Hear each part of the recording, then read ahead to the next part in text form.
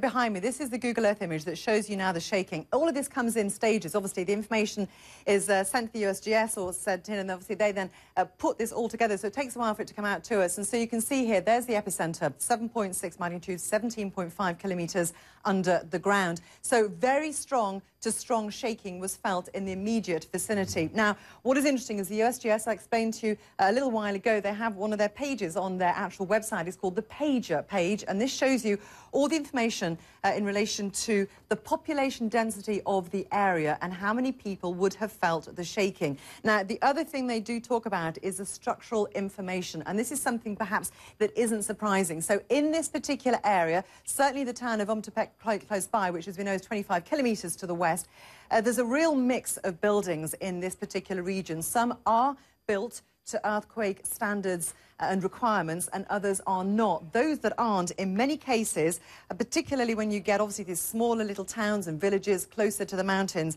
they really are not built to withstand an earthquake. They're predominantly vulnerable, and they're made of mud and adobe, that type of building, but they do have some concrete in there as well. So that is the concern, that some of these buildings in these little towns here, as you can see, that are still very close and all felt the very strong shaking, would indeed have been in very vulnerable structures.